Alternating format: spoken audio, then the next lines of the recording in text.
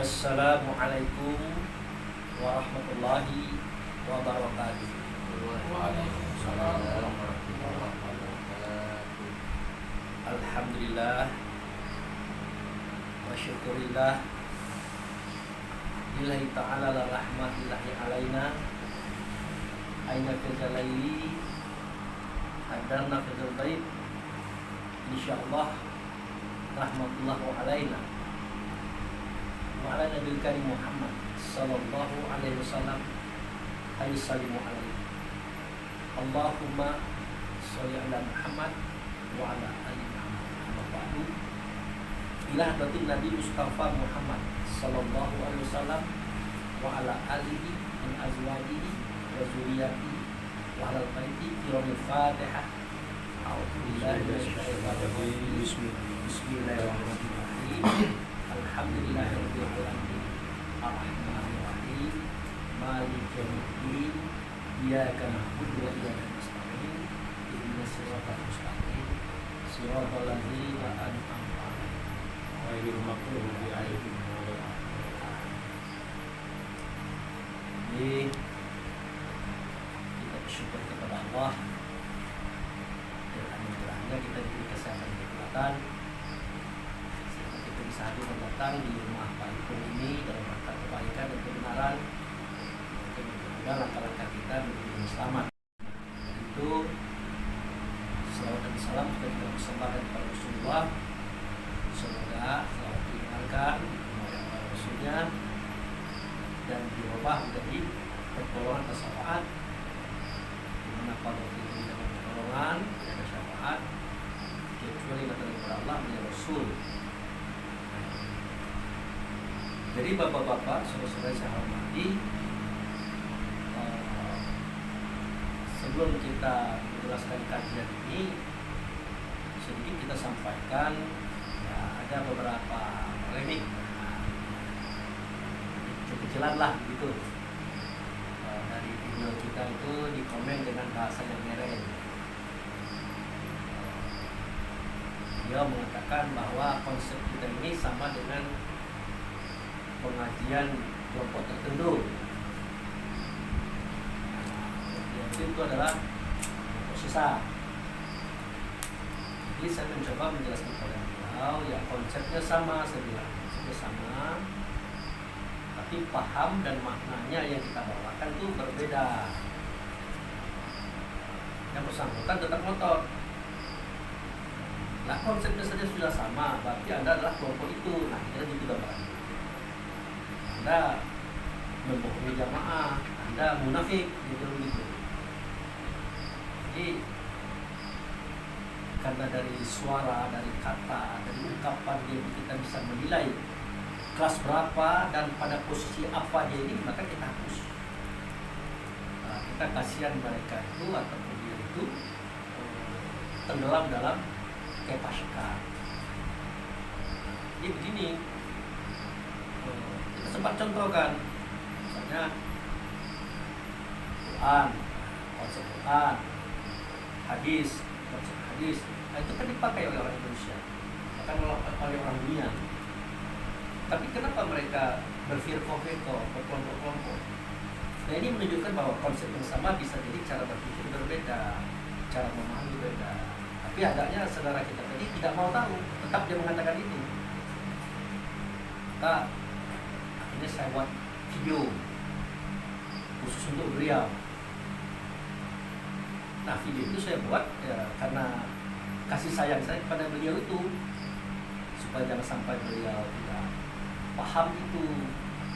Karena dalam analogi kehidupan Allah Subhanahu wa ta'ala itu melahirkan kita.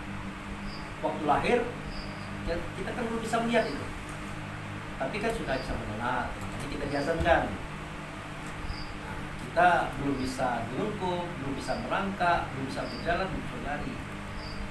Nah Allah tahu itu, Rasul tahu itu. Nah kejadian ini yang disebut dengan alam takambang menjadi bumi, mestinya ini pelajaran bagi beliau. Nah akhirnya kita dari menentang belajar melungkup belajar narik perut, itu belajar merangkak, tegak, duduk, tegak, duduk, jatuh. Dan Allah tidak akan bertanya, kenapa Anda baru lahir tidak langsung berlari? Tidak mungkin Allah bertanya itu. Nah, bisa buat sebuah analogi dalam video saya. Bahkan Allah tidak pernah menyalahkan, kenapa Anda waktu itu berjalan jatuh. Allah tidak menanyakan kenapa. Ya memang begitu prosesnya untuk menuju itu bisa berjalan. Nah begitu juga dalam persoalan pemahaman hidup beragama. Tidak satu pun di dunia ini orang yang sempurna lahir langsung sempurna, tidak ada. Orang yang tahu lahir langsung tahu, tidak ada. Mulai daripada tidak tahu, belum mengerti, tidak paham, belum paham. Jadi selama kita berjalan di atas rel menuntut pengetahuan dan ilmu, kita tidak tahu menjadi tahu itu biasa. Kita belum paham jadi paham itu biasa. Tidak ada persoalan.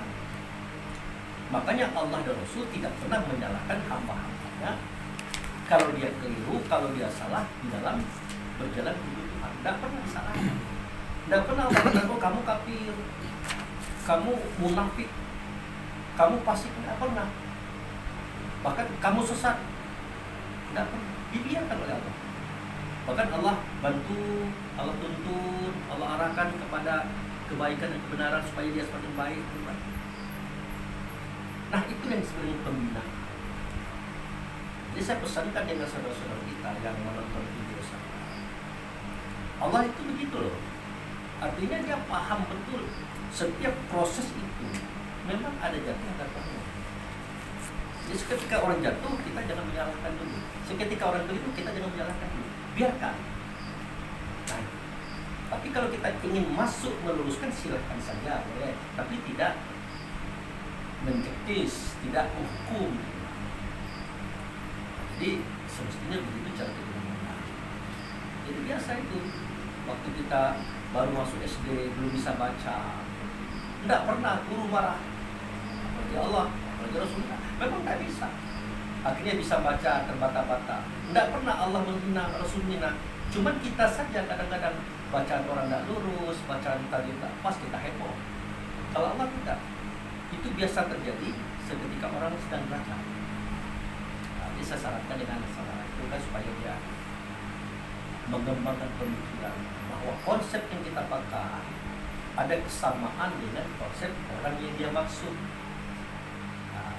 yang dia katakan sesat. Sama memang. Nah hari ini tetap kita gunakan konsep itu untuk kita tunjukkan kebenaran konsep itu. Mungkin yang punya konsep juga terganggu, tapi ingat kita melaksanakan ini, kita bantu untuk mencapai ke masyarakat bahwa ini tidak salah. Ini kita buka secara vulgar. Itulah alasannya kenapa konsep ini tetap kita pakai. Walaupun ada yang mengkritik, biasa aja. Dari cara dia bersuara, cara dia berkata, menuliskan itu kita paham kelasnya. Makanya apa yang kita lihat, apa yang kita dengar akan terasa. Setelah terasa akan jadi bahan pemikiran. Baru kita simpulkan. Nah kesimpulan dia ini sesat. Nah, padahal dia belum melakukan penelitian. Dia belum pernah masuk ke situ. Dia belum pernah mempelajari, tapi dia mengatakan sesat. Nah itulah kekeliruan. Itulah kebohongan. Kecuali kalau dia sudah masuk, dia telah meneliti, terbukti ada kekeliruan baru. Apa dalam video itu saya katakan bahwa saya belum pernah ada di situ. Saya pelajari, saya lihat konsepnya tidak ada yang salah, tidak ada yang keliru, tidak ada yang bertentangan dengan Quran dan Sunnah. Hanya saja saya berbeda cara memahami dengan mereka. Makanya mereka tidak terima saya. Pernah diajukan untuk jadi pendakwah di kelompok itu, saya tidak terima, bahkan nama saya hilang. Nah, itulah perbedaan antara saya dengan mereka. Tapi apa yang saya lihat, apa yang saya dengar daripada kelompok itu tidak ada yang salah. Jadi bagi kita yang akan menyalahkan satu kelompok, sebaiknya kita masuk dalam kelompok yang kita salahkan. Dengan catatan selama kita masih boleh bersyahadat, boleh berpuasa, sholat, zakat haji. Nah, masuk saja dapat.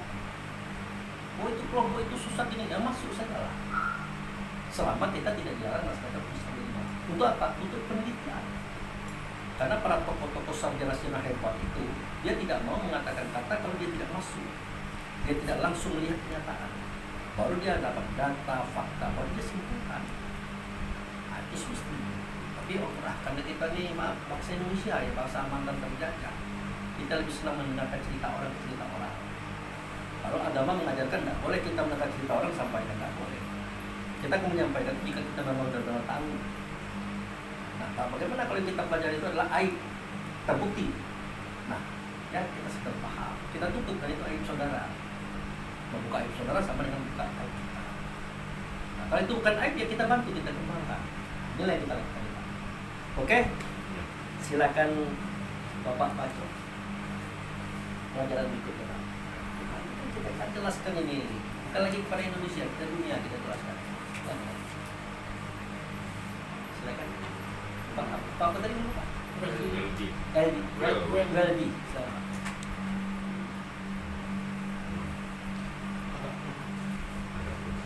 Adapun iman, Islam, tauhid dan makrifat itu hendaklah diketahui pula ketetapannya.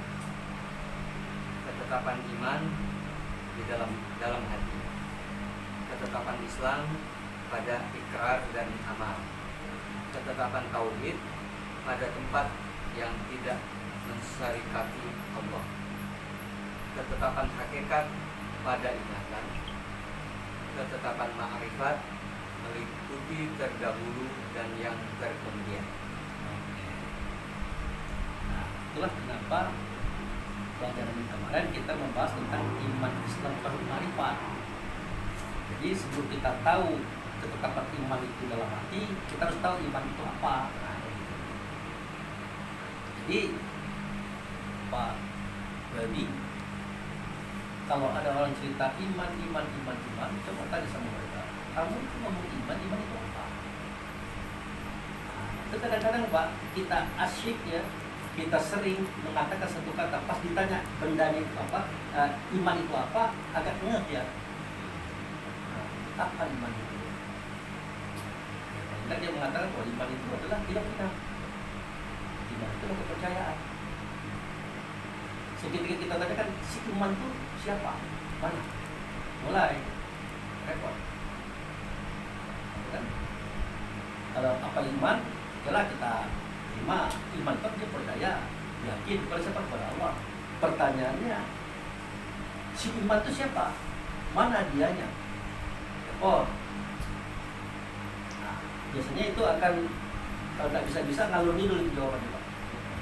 Makanya di kita disampaikan iman itu cermin bagi apa? Wajib pada Muhammad, cahaya pada kita. Jadi keterangan ini adalah keterangan yang sangat luas, dipersempit, disederhanakan, biar kita mudah menghafalnya. Iman itu cermin bagi Allah, wajib pada Muhammad, cahaya pada kita. Apa itu maksudnya Pak Abu cermin? Ya seadanya kita ini bercermin. Nah, jelas gambarnya sama ya Pak ya. Tapi jangan lupa yang di dalam cermin itu bukan kita loh, ya kan? Betul Pak? Kalau Pak Ari bercermin, gambarnya sama kan? Tapi yang di dalam cermin itu bukan kita, karena kita yang di sini. Itu adalah bayangan. Buktinya setelah kita pergi tidak ada lagi. Jadi seketika Allah itu bercermin, maka cerminan pertama. Cermin iman itu cermin bagi Allah, wajib pada Muhammad. Itu cahaya. Nah, yang kita bahas itu cahaya itu sama. Biar tidak terlalu ribet kan. Nah, jadi karena kita adalah cahaya. Cahaya siapa kita? Cahaya Muhammad. Muhammad cahaya siapa? Cahayanya Allah. Allah siapa? Allah itu maha cahaya. Makanya dalam Al-Quran itu dalam surat An-Nur ada kalimat Nur ala Nur, Nur dilindungi Nur, Nur dilindungi Nur. Ini kita adalah cahaya. Cahaya siapa? Cahaya Muhammad. Muhammad adalah cahaya. Cahaya siapa? Cahaya Allah. Allah itulah maha cahaya. Nah, buktinya kita ini cahaya. Kita bisa melihat, kita bisa mendengar, kita bisa merasakan segala sesuatu. Kalau cahaya tidak ada lagi, maka semua ini akan gelap. Makanya waktu kita membaca surat Az-Zumar ayat 42 itu, pernah Bapak itu boleh dibuka surat Az-Zumar ayat 42.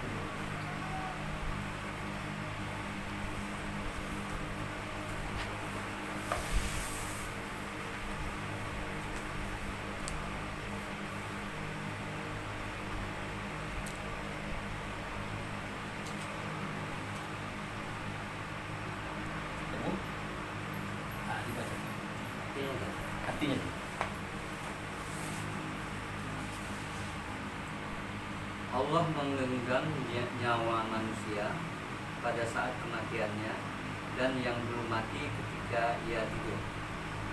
Dia menahan nyawa yang telah dia tetapkan kematiannya dan dia melepaskan nyawa yang lain sampai waktu yang ditentukan.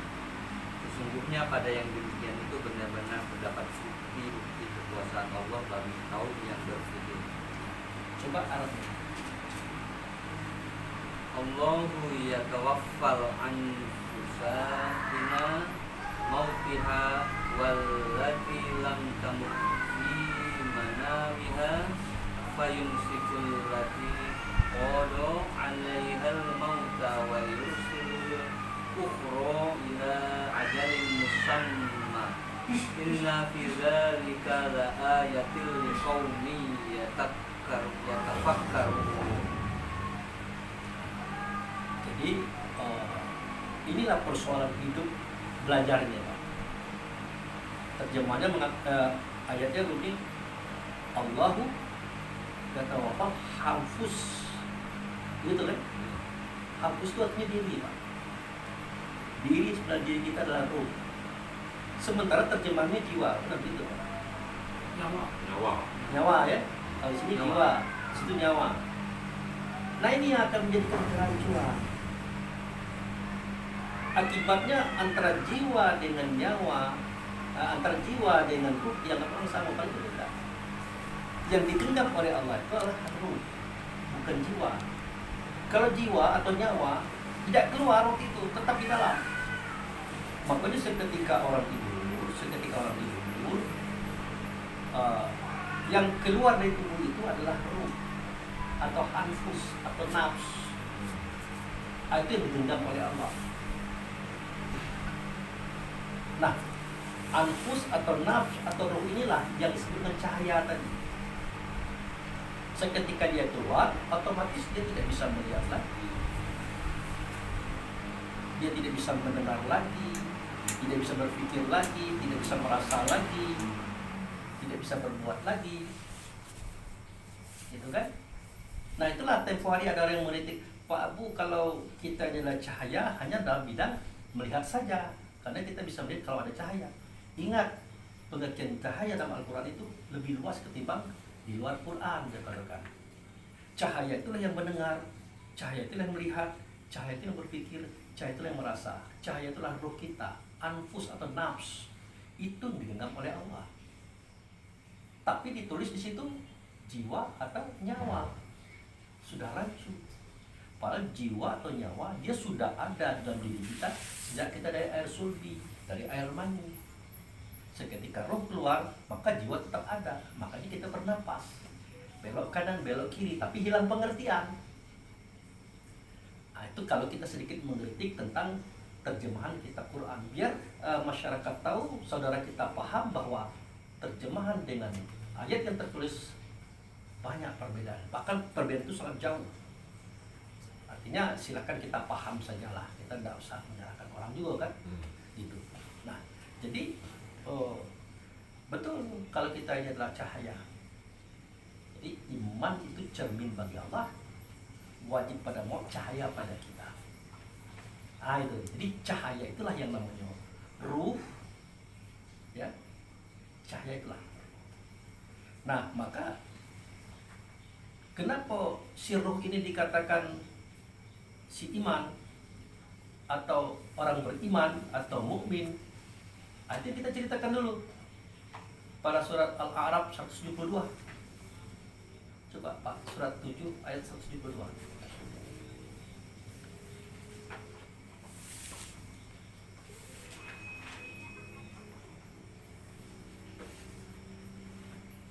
Ingatlah ketika Tuhanmu mengeluarkan dari tulang punggung anak cucu Adam keturunan mereka, dan Allah mengambil kesaksiannya terhadap diri mereka sendiri seraya berfirman, bukankah aku ini Tuhanmu? Mereka menjawab, betul, engkau Tuhan kami. Kami bersaksi, kami melakukannya agar pada hari kiamat kamu tidak mengatakan, sesungguhnya kami lengah terhadap hal ini. Itu kejadiannya terjadi di dalam Baitullah. Ya. Kejadian terjadi dalam Baitullah. Jadi ada keterangan tentang dunia juga. Seperti Wa iz akaza rabbuka min bani Adam. Nah, ingatlah seketika Tuhan engkau mengangkat saksi atas diri anak Adam. Nah, anak Adam itu tubuh, Pak. Tapi diri sebelah diri pada anak Adam itu adalah yang diminta kesaksian tadi, itu adalah ruh. Nah, itu adalah nur tadi yang kita bicarakan. Nah, waktu itu kan Allah pun bertanya melalui Muhammad atau melalui Rasul ya. Ingat, ini jangan kita lari ke Muhammad Nabi dulu. Apa kata si sifatnya Allah tadi? Wujud serta Allah tadi, atau Rasul Allah tadi, alastu birabbikum, adakah tidak aku dengan Tuhan kamu? Karena mereka melihat, mereka mendengar para ruh tadi, dia jawab, bala syahidna, benar kami menyaksikan bahwa engkau adalah dengan Tuhan kami. Nah, waktu itu status Tuhan jatuh kepada Allah, karena waktu itu kita belum di dunia. Nah, setelah itu sujudlah semua ruh tadi dengan cara ruh sujud ya. Jangan diartikan terus sujudnya ruh itu sama dengan sujud kita. Kita kan sudah punya tubuh tuh. Nah, kalau ruh kan belum. Nah, sambil berkata, asyhadu an la ilaha illallah wa asyhadu anna Muhammadar Rasulullah. Aku bersaksi tidak ada zat, tidak ada sifat, tidak ada nama, tidak ada perbuatan kecuali Allah dia. Tapi tidak Allah yang melihat, tidak Allah yang mendengar, tidak Allah yang menghadapi, melainkan sifatnya Allah. Wujud serta Allah, Rasul yang Allah rasulkan, namanya adalah Muhammad. Nah, Muhammad ini adalah nama untuk mempermudah paham, Pak. Karena pada waktu itu nama beliau adalah Ahmad, bukan Muhammad. Nah, itu. Nah, sejak itu roh tadi beriman. Beriman. Jadi orang beriman itu, Pak, itu adalah roh, Pak. Apakah itu roh orang Islam, roh orang Nasrani, orang Yahudi, Hindu, semua ruh waktu itu mereka beriman kepada Allah yang nyata pada Muhammad, semuanya itu. Nah, makanya kenapa ada kalimat dalam Al-Quran itu, Pak? Ya ayyuhalladzina amanu aqimus sholah, ada Pak? Nah, hai orang beriman, dirikan sholat. Artinya orang beriman ini belum sholat. Atau kalau dia sudah sholat, belum sholat, namanya sedang sembahyang baik. Tuh. Sudah tuh. Ya ayyuhalladzina amanu kutiba alaikumusiyam, orang beriman telah sampai kepada kamu suatu perintah untuk melaksanakan asyam atau asaum. Berarti orang beriman ini belum puasa. Nah, yang jadi persoalan kehidupan bermasyarakat, terutama beragama, orang mengartikan orang beriman ini statusnya tinggi, Pak. Dia adalah orang Islam, statusnya tinggi, sudah taat, sudah begini begitu. Padahal belum. Mukmin itu adalah nama tok, nama roh, seketika roh belum berbuat apa-apa. Itu. Dan itu namu roh-roh yang lain, termasuk roh orang Nasrani, roh Hindu, Buddha, roh orang yang tidak beragama sekalipun, namanya satu, mukmin. Yaitu orang yang percaya kepada Tuhan. Kenapa? Waktu itu dia melihat Allah, dan nyata Allah, tapi nyata Muhammad. Dan mereka belum berbuat apa-apa, makanya disuruh. Hai orang beriman, dirikanlah sholat. Hai orang beriman, berpuasalah. Hai orang beriman, bayarkan zakat. Hai orang beriman, hajilah ke Baitullah. Karena mereka belum melaksanakan. Tidak mungkin Allah memberikan perintah itu kepada orang yang sudah melaksanakan. Tidak mungkin. Ini yang tidak dipahami, yang tidak dipelajari oleh kita di akhir zaman. Kita terima-terima saja cerita, kita terima-terima saja teks, sementara tidak mengarah pada hakikat. Jadi iman itu cermin bagi Allah, wajib pada Allah, cahaya pada kita. Tempat tetapnya di mana tadi? Tempat tetap di mana? Dalam hati. Dalam hati. Makanya berkata Allah melalui Rasulnya, Rasul pilihan nabinya, al-iman itu adalah hambaku. Dia adalah hati. Makanya abdi fi qalbi mu'min. Hambaku di hati itulah namanya mu'min. Dia menunjukkan cahaya itu, Pak. Jadi si iman itu adalah ruh, tempat dia ada di dalam hati. Untuk sementara kita katakan arti hati itu adalah yang merah itu, Pak. Darah merah yang kental, yang beku. Nah, seperti itu katakan itu. Disitulah ketetapan iman itu dalam hati. Apa di sini bisa ditangkap, Pak? Bahwa iman itu adalah hati, kan? Nah, itu. Jadi ada dalam suatu cerita. Ini cerita orang terikat, Pak. Dikatakan oleh mereka bahwa Pak Abu, kata orang bijak, abdi baitil mukmin apa gimana Pak? Hatinya orang mukmin itu adalah rumahnya Allah. Pernah dengar itu Pak? Dia mengartikan bahwa Baitullah itu ada 4. Ada Baitullah hakikat, itu yang di negeri Makkah. Ada Baitullah yang di Mekah. Ada Baitullah itu masjid yang sekitar rumah kita. Ada Baitullah yang dalam hati kita. Nah, yang ini Pak, ini banyak dibantah oleh kawan-kawan, termasuk kawan yang punya konsep. Mana ada Baitullah di dalam diri kita, di dalam dada kita. Tapi ada saudara kita mengatakan Baitullah kalbul mukminin. Nah itu, Baitullah itu adalah hatinya orang yang beriman. Akhirnya cari dari Quran, cari dari hadis, tidak ketemu. Saya katakan ada. Seperti yang dikatakan pada, cukup Bapak lihat Al-Baqarah 125 kalau salah ya.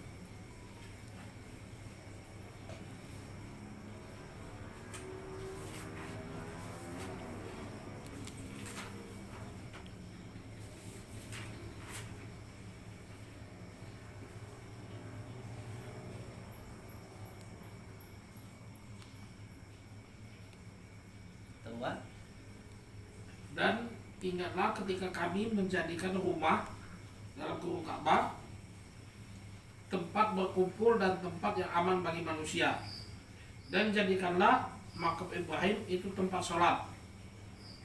Dan telah kami perintahkan kepada Ibrahim dan Ismail, bersihkanlah rumahku untuk orang-orang yang tawaf, orang yang itikaf, orang yang ruku, dan orang yang sujud.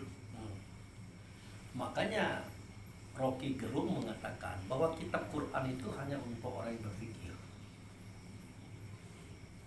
Kalimat yang mengatakan apa? Coba bahasa Arabnya. Wa iz ja'alna baitan masabatan linnasi wa amana wa takhizu min maqama Ibrahimus shalah. Ada situ kan? Ya. Ingatlah seketika kami, itu mendirikan rumah. Itu Ka'bah di situ kan?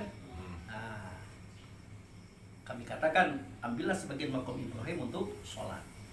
Nah waktu itu orientasi pemikiran orang, mindset pemikiran orang pasti ke Mekah itu Pak. Padahal waktu itu di samping cerita itu Allah juga cerita tentang yang gaib. Contohnya pada kalimat berikutnya, wa ahidna ila Ibrahim wa Ismail an tahiru baiti. Nah itu, aku perintahkan kepada Ibrahim, kepada Ismail untuk membersihkan rumahku. Ada di situ? Nah, kan jelas tuh, baiti, rumahku. Rumahku bagi siapa? Coba. Bagi siapa rumah? Rumah untuk orang-orang yang tawaf, orang-orang yang itikaf, orang yang ruku, dan orang yang sujud. Nah, rumahku bagi mereka yang tawaf, bagi mereka yang itikaf, bagi mereka yang ruku, bagi mereka yang sujud. Pertanyaannya, Bapak tahu orang tawaf yang mengelilingi Ka'bah itu? Itu tawaf tuh? Benarkah yang kita lihat itu yang tawaf? Yang kita tengok itu yang pakai apa, baju ihram itu? Apakah benar dia yang tawaf? Jawabnya tidak. Yang pakai ihram itu bukan dia yang tawaf Pak. Yang pakai ihram itu casingnya Pak, badannya. Tapi yang tawaf itu adalah ruhnya. Karena ruh itu menggunakan casing, menggunakan badan, maka yang kita lihat adalah badan yang pakai pakaian ihram. Nah jadi rumahku bagi orang yang tawaf itu bukan rumah badan, tapi rumah ruh. Karena yang tawaf itu adalah ruh, bukan badan. Kalau badan itu alatnya itu, alat bekerja, kendaraannya, casingnya. Begitu juga itikaf itu duduk Pak di masjid. Bisa orang duduk tanpa ruh? Bisa Pak orang duduk tanpa ruh? tertelentang, Pak. Ruku apalagi, sujud apalagi. Jadi ayat itu mengatakan bahwa rumahku bagi mereka yang tawaf, yang i'tikaf, yang ruku sunatnya adalah rumah ruh. Di mana itu rumah ruh? Itulah dalam hati. Jadi benarlah bahwa hati yang ada dalam dada kita itu adalah rumah Allah yang diperuntukkan bagi ruh. Makanya benarlah kalau namanya apa? Ketetapan iman dalam hati. Ketetapan si mukmin dalam hati. Rumahnya roh itu dalam hati. Gitu Pak. Nah, dari hati inilah nantinya roh itu mendengar, roh itu melihat, roh itu berpikir, roh itu merasa, roh itu menggerakkan segala sesuatu. Nah, jadi hati itulah yang disebut dengan baitullah qalbi mu'minin fi nafsika gitu. Apa? Paham situ? Nah, kami pernah lihat Pak Abu tuh mengatakan begini.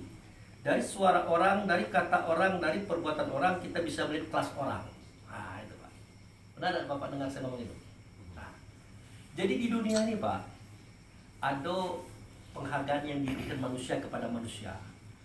Seperti profesor, doktor, magister, sarjana, ustadz, ulama, kiai, mursyid. Itu adalah gelar-gelar yang diberikan orang kepada manusia ke manusia. Tapi Allah menunjukkan kepada kita kelas seseorang itu bukan terletak di situ. Innallaha la yanzuru suwarikum wala a'malikum walakin Allah yanzuru ma fi qulubikum. Nah, aku kata Allah ya, tidak menilai kamu itu dari gayanya kamu, cara kamu berpakaian, title kamu, ya aku tidak melihat ke situ. Dan tidak pula melihat pekerjaanmu, amaliah kamu. Yang aku lihat itu hatimu, yang dalam hati itu. Jadi Allah menilai yang itu Pak. Oleh karena Allah menilai manusia itu melalui apa yang ada dalam hatinya, maka kita memegang rumus itu juga Pak. Maka hati-hati seorang besar seperti sarjana, magister, dokter, profesor berbicara, hati-hati. Karena ada orang yang bisa menilai dia itu. Nah, bagaimana cara kita menilainya? Nah, dengarkan dia bersuara, dengarkan dia berkata, lihat tulisannya. Dari situ bisa kita nilai kelas berapa dia ini. Kenapa? Dia mendengar, dia melihat, akhirnya dia rasakan apa yang dia dengar, dia rasakan apa yang dia lihat, kemudian dia pikirkan. Hasil pemikiran itu dia lafazkan dalam bentuk suara kata, atau dia nyatakan dalam bentuk tulisan. Jadi kata dan tulisan itulah kesimpulan terakhir daripada apa yang dia pelajari. Makanya kalau ada orang mengatakan orang lain sesat, munafik, fasik, kafir, kalau orang itu paham, selama orang itu berjalan menuju kepada kebenaran, itu Allah dan Rasulnya, semua kelemahan dan kekurangan itu Allah tidak pernah menyalahkan. Tidak pernah Allah menyalahkan, oh, kamu itu sesat, kamu itu munafik, kamu itu fasik, kamu itu kafir. Tidak. Kenapa? Karena waktu dia berjalan kepada Allah itu memang bermula daripada nilai 0, bermula pada nilai tidak, bernilai belum. Dan tak mungkin Allah mengatakan, oh, kamu tuh tidak, kamu tuh belum. Tidak mungkin. Memang begitu adanya. Tetapi manusia sudah berani mendahului Allah, mengatakan orang lain sesat, munafik, kafir. Ya jangankan muslim sama muslim, terhadap orang agama beda pun tidak boleh kita ngomong itu Pak. Boleh jadi mereka sedang berjalan menuju kebenaran, ya biarkan saja. Makanya dalam agama kita diajarkan, kalau ada teman kita yang mungkin masih agak kurang, agak mereng-mereng sedikit, katakanlah agak sesat sedikit, kalau memang perlu, buat tawassul bil haq, tausiah saudara kita itu dengan kebenaran. Tidak mempan juga, buat tawassul bil sabri, tausiah saudara kita dengan kesabaran. Terakhir, buat tawassul bil marhamah, tausiah saudara itu dengan kasih sayang. Artinya tidak ada kebencian di situ. Ini tidak, kita melihat orang berbeda dengan kita nggak benci. timbul iri dengki, mulai kita mencemes sesat lah, munafik lah, kafir lah. Allah saja tidak begitu. Makanya saya analogikan, seketika kita lahir, kita belum bisa melungkup, belum bisa merangkak, belum bisa berdiri, belum bisa berjalan. Dan Allah tidak akan persoalkan itu. Dan memang begitulah caranya itu. Begitulah hukumnya itu. Begitu juga dengan paham dan keyakinan ini. Maka selama orang itu berjalan menuju Allah kepada kebenarannya Allah dan Rasul, apapun yang menjadi kekurangan dia tidak boleh kita sebutkan. Kenapa? Karena Allah saja tidak menyebutkan. Tapi kebanyakan mereka yang berani menyebutkan, menyuarakan, mengatakan orang lain sesat, munafik, kafir, biasanya itulah kelas dia. Itulah kelas dia. Makanya saya tadi analogikan, misalnya bendera Indonesia kan merah putih, Pak. Nah, oleh Pak Ipung dikatakannya, oh bukan merah putih, Pak. Apa itu? Hijau kuning. Akhirnya kita ambil bendera merah putih tadi. Nah, ini bagi kami di atas ini merah ini Pak Ipung. Bagi Bapak apa? Menurut saya hijau. Oke. Bagi kami di putih Pak Ipung. Menurut Bapak apa? Kuning. Kita tanya balik, Bapak mengerti tak warna? Atau dia mengerti? Batas itu aja, Pak. Cukup kita paham. Bapak mengerti warna? Kata dia mengerti. Cukup kita paham. Apa isi hati kita? Dia tidak ngerti. Selesai. Nah, doakanlah kepada Allah, ya Allah, tunjuklah saudaraku ini sampai warna beda ngerti. Tidak kita marahi, tidak kita benci. Ini yang terjadi ini memarahi, membenci, bahkan kita memfitnah kemana-mana. Makanya Allah murka dengan itu ini. Karena kita itu tidak punya cara, tidak punya etika dalam hidup. Makanya Allah keluarkan rumusan wa tawassaw bil haq, wa tawassaw bis sabri, wa tawassaw bil marhamah. Tausiah saudara dan kebenaran, dan kesabaran dan kasih sayang. Karena hidupnya adalah perjalanan, hidupnya adalah proses. Belum ada orang lahir langsung sempurna, tidak ada. Gitu. Termasuklah orang agama berbeda dengan kita. Tidak bisa kita salahkan juga. Berdasarkan pemahamannya, keyakinan bahwa itulah benar. Makanya kita tidak boleh menyalahkan kebenaran dia, tidak boleh menyalahkan sembahan dia, biarkan sajalah. Kalau kita ingin berdiskusi, berdiskusilah dengan baik, kata Allah. Bermusyawarahlah dengan baik. Kalau di debat, debatlah dengan baik. Artinya dengan argumen, dengan data dan fakta. Kalau dia tidak terima, selesai sudah. Tidak usah kita musuh-musuhan. Kan gampang hidup ini. Tapi kebanyakan kita itu memulai sesuatu itu dari kebencian. Makanya bermasalah hidup kita ini. Baik bernegara, berbangsa, sama baik. Oke? Nah, itu kita tetapkan iman ya. Nah, sekarang kita tetapkan Islam. Apa Pak? Pada ikrar dan amal. Itu dia. Jadi kita ini Islam atau tidak? Kita ini rukun dan damai atau tidak? Nampak dari cara kita ngomong, nampak dari cara kita berbuat.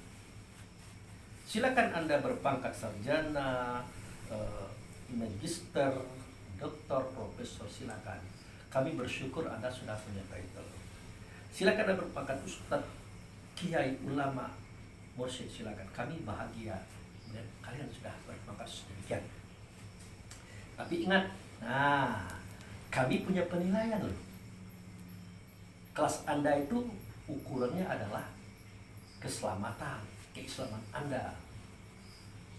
Nah, di mana nampak keislaman seseorang itu Pak? Pada ikrar dan amalnya Pak. Pada ikrar dan amalnya. Bagaimana cara dia bersuara berkata? Bagaimana cara dia berbuat? Karena suara dan kata, perbuatan adalah hasil analisa. Itu yang saya katakan tadi, seketika dia mendengar, seketika dia melihat, terasa di hatinya dia. Jadi bahan pemikiran dan renungan. Kesimpulannya dia suarakan. Kesimpulannya dia katakan. Kesimpulannya dia lakukan. Nah, jadi Islam itu ya kelihatan dari suara dan perbuatannya itu, ikrar dan amalnya itu. Makanya tadi dikatakan oleh Nabi dalam sebuah hadis, al-iman tasdiqu fil qalbi wa iqraru bil lisan wal amal bil arkan. Si iman itu dia membenarkan di dalam hati. Jadi si iman itu dia membenarkan dalam hati. Nah, si iman itu dalam hati, dia membenarkan dalam hati. Nah, apa yang dia benarkan, dia nyatakan di lisan. Dia berbuat dengan perbuatan. Maka itu tadi, gampang main melihat orang Islam itu. Berarti bisa jadi Pak Abu, orang yang ikrar amalnya bagus, mereknya bukan Islam. Bisa saja. Bisa saja. Karena banyak juga mereknya Islam tapi kacau. Tidak merek Islam tapi dia pas. Lalu bagaimana ini? Kan gitu. Lalu bagaimana ini? Makanya Allah itu tidak menilai kita dari merek. Ya. Innallaha la yanzuru suwarikum wala a'malikum. Aku tidak menilai kamu dari situ. Tidak nengok gaya kamu. Kalau berpeci, bergamis, berjubah itu Islam. Tidak di situ aku lihat. Tidak pula aku melihat gaya kamu, apa pekerjaan kamu. Tegak rukus duduk tiap hari. Sehari 5 kali. Tidak pula aku di situ lihat. Tapi aku melihat di hatimu itu bagaimana. Terhadap apa yang kamu kerjakan. Kamu berpakaian seperti itu. Bagaimana di hatimu? Kenapa kamu berpakaian seperti itu? Kamu tegak rukuk sujud duduk. Bagaimana di hatimu? Aku nilai di situ. Nah, kebanyakan itu saya katakan kemarin, ada orang yang beragama. Pasti ada tujuan agama kan? Keselamatan, kesejahteraan, kedamaian. Tidak dia dapat. Ada orang yang tidak tahu beragama, dia dapat. Ini bagaimana ini? Kan pernah saya tanya kemarin. Ini bagaimana ini? Sulit kita lanjutkan kalimat itu karena orang tidak paham. Jadi sebaiknya kita berjalan lurus bersama Allah dan Rasul, mengamalkan amalan yang dia ajarkan. Maka jadilah kita orang baik, insya Allah kita Islam. Nah, tapi kalau kita merunut kepada tulisan di atasnya, Islam itu apa namanya? Islam itu titah daripada Allah, Sifat pada Muhammad, wajib pada kita. Bapak-bapak kan pernah dengar tuh orang ngomong Islam. Tanya sama mereka, apa itu Islam? Apa itu Islam? Nah, yang membuat konsep ini adalah guru dan organisasi yang mereka katakan sesat tadi, mengatakan bahwa Islam itu titah daripada Allah. Sifat pada Muhammad, wajib pada kita. Setelah saya pelajari ungkapan ini, benar, tidak ada salahnya. Tapi jangan kita tangkap dengan kebencian, kesinisan, iri dengki, jangan. Nah, jangankan orang di luar, orang di dalam juga tidak tahu apa itu titah daripada Allah. Apa? Ternyata titah daripada Allah itu adalah ya ayyuhallazina amanu ittaqullaha haqqa tuqatih wa la tamutunna illa wa antum muslimun. Itu dia. Kan pernah kita sampaikan kemarin. Ini khotbah Jumat itu akan batal kalau tidak pakai kalimat itu, Pak. Sholat semasjid itu akan batal kalau dalam khotbah itu tidak wajib. Berarti sangat pentingnya titah Allah ini. Jadi kita buktikan ini di hadapan masyarakat dunia bahwa titah itu benar. Catatan ini benar. Buktinya apa? Coba lah kalau khotbah tidak menggunakan ya ayyuhallazina amanu taqullaha, batal khotbahnya. Batal sembahyang. Saking pentingnya kalimat ini. Nah, pertanyaannya, hai orang beriman, bertakwalah kamu dengan sebenar-benar takwa. Apa itu takwa? Takwa itu artinya melaksanakan semua perintah Allah. Ya tentu melayani Rasul ya nabinya. Menjauhkan semua perintah Allah. Melayani Rasul ya nabinya. Itulah takwa. Tetapi yang Allah minta, yang sebenar-benar takwa. Itu. Pernah kita bahas dulu kan? Pak Charlie misalnya jalan-jalan di Simpang Limo kan. Ada orang gendong anak. Pak, belum makan Pak. Karena kita ini orang takwa, spontan keluar duit 10.000, 20.000, 50.000, masih makan. Pak, sumbangan Pak 17-an. Oh ya, Bapak bantu. Biasa kita melakukan itu karena kita orang baik. Apakah Allah suka? Jawabnya Allah suka. Tapi yang Allah minta bukan yang cari itu. Allah minta yang takwa sebenar-benar takwa. Coba diuraikan bagaimana maksudnya itu. Ini kalau kita tidak ikhlas menangkapnya Pak, tidak serius mempelajari, tidak dapat Pak. Yang dimaksudkan dengan takwa, melaksanakan perintahnya, menjauhi larangannya. Itu takwa Pak. Tapi yang diminta oleh Allah itu yang sebenar-benar takwa. Ittaqullah haqqa tuqatih. Bertakwalah kamu dengan sebenar-benar takwa. Itu. Jadi cak mana Pak Abu? Oh yang dimaksud dengan bertakwalah kamu dengan sebenar-benar takwa. Oke, kita tunjukkan. Seketika kita memberikan uang kepada yang minta tadi Pak Charlie, pertanyaannya yang memberikan itu roh kita kah atau jiwa kita? Karena jiwa kita lah baik nih. Yang ngasih duit sama yang minta-minta itu jiwa kita atau roh kita? Kalau jiwa kita yang sudah baik itu yang memberikan Pak, ini saya buka, itu tidak diterima oleh Allah Pak. Padahal itu sudah bagus Pak. Atau setidak-tidaknya bukan itu yang Allah maksud. Kita ini kebanyakan berbuat baik karena jiwa kita baik. Dikehendaki oleh Allah bukan jiwa yang melakukan, tapi roh. Apa perbedaan jiwa yang melakukan kebaikan dengan roh yang melakukan kebaikan? Perbedaannya adalah kalau jiwa spontan, tidak mikir-mikir. Kalau roh tidak spontan, dia berpikir dulu, dia merasa dulu, dia hubungkan rasa dirinya kepada Allah dan Rasul baru dia berikan.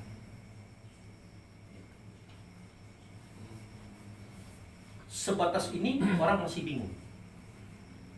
Yang mudahnya bagaimana Pak Abu? Permisalan baik.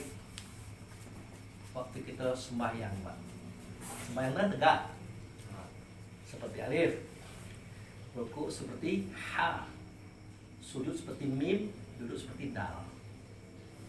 Siapa yang mengatakan kita tidak sembahyang? Sembahyang kan Pak? Membaca Allahu Akbar sampai salam.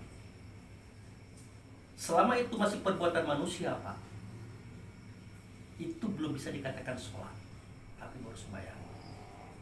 Artinya belum sampai kepada Allah. Kenapa? Karena pada saat itu kita itu tidak menuju Allah Pak. Kita sedang ke bank, ke pasar, ke kebun, ngitung uang, memprogram macam-macam.